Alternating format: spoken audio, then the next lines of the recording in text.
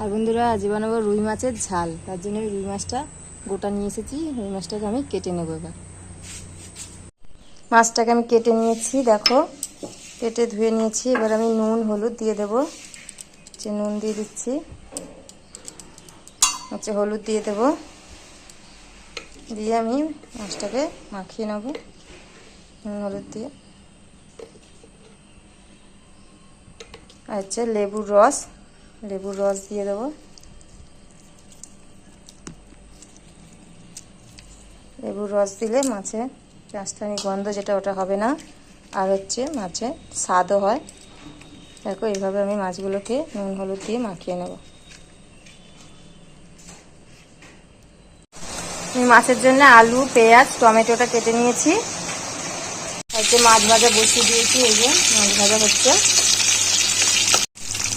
দেখো বন্ধুরা মাছের পিসগুলো কত সুন্দর হয়েছে, গ্রিন পিস। মাছগুলোকে ভেজে নিচ্ছি। মাছটা আমার ভাজা হয়ে গেছে। একটু আজকের এটা করব, আর এটা কালকের জন্য রেখে দেবো। কারণ অনেকটা মাছের তেলে আমি জিরে ফোড়ন দিয়ে দিয়েছি, তেজপাতা। এবার আমি আলুগুলো দিয়ে দেবো।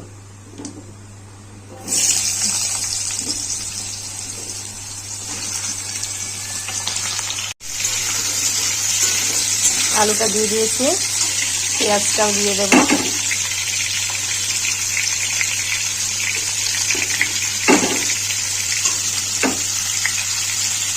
নুন দিয়ে দেবো।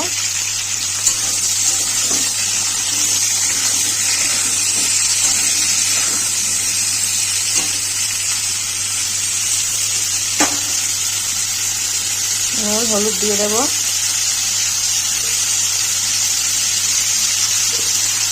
নুন হলুদ দিয়ে আলুটাকে পেঁয়াজটাকে ভালো করে ভেজে নেব। পেঁয়াজটা আলুর সাথে দিলাম কারণ পেঁয়াজটা নরম হয়ে যাবে, ভালো ভাজা হয়ে যাবে। আলুটা আমি ভেজে নিয়েছি, আলুটা ভাজা হয়ে গেছে। এবার আমি টমেটো একটু ঘষে নিয়েছিলাম, টমেটো এটা দিয়ে দেবো।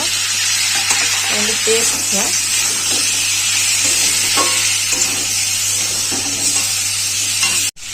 এবার আমি আদা রসুনের পেস্টটা দিয়ে দেবো। আদা রসুন পেঁয়াজ জিরে ধনে সব আছে পেস্ট করে নিয়েছিলাম আমি। দিয়ে মশলাটা দিয়ে আমি কষিয়ে নেব। হলুদ গুঁড়ো, লঙ্কার গুঁড়ো, একটু জিরের গুঁড়ো দিলাম, দিয়ে মশলাটাকে কষিয়ে নেব। একটু ওই টমেটোর এটা জলটা ধুয়ে দিয়ে দেবো বাটিতে।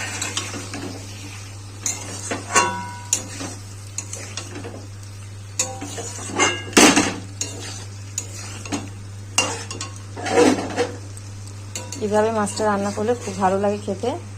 মাখা মাখা হবে, একদম ঝোল হবে না, কাই হবে। মশলাটা কষা হয়ে গেছে। এবার আমি একটু পোস্ত দিয়ে দেবো এর মধ্যে। দেখো আমি কিন্তু পোস্ত বাটবো না, আমি গোটা পোস্তই দেবো। কারণ গোটা গোটা মুখে পড়লে ওটা বেশি ভালো লাগে খেতে। ওই জন্য আমি বেটে দেবো না, আমি গোটা দেবো। ওটা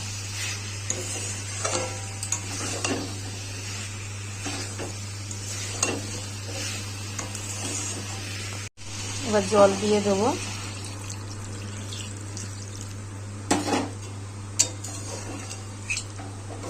নুনটা একটু দেখে নেব, দেখে নিয়ে দেবো।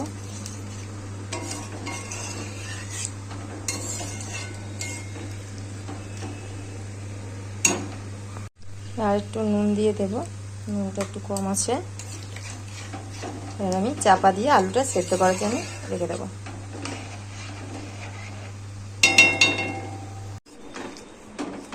তরকারিটা হয়ে গেছে, আলুও সেদ্ধ হয়ে গেছে। দেখো এবার আমি মাছগুলো দিয়ে দেবো।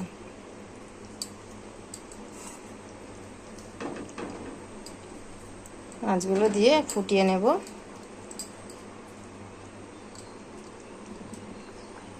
দেখো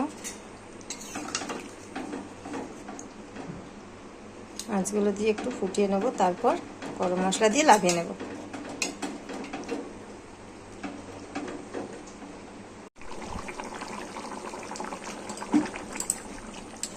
গ্যাসটা আমি বন্ধ করে দিয়েছি। এবার আমি গরম মশলাটা দিয়ে দেব।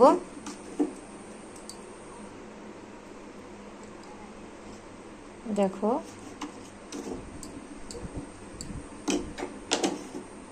দিয়ে আমি কিছুক্ষণ চাপা দিয়ে রাখবো যাতে গরম মশলার গন্ধটা মাছেতে সব ঢুকে যায়।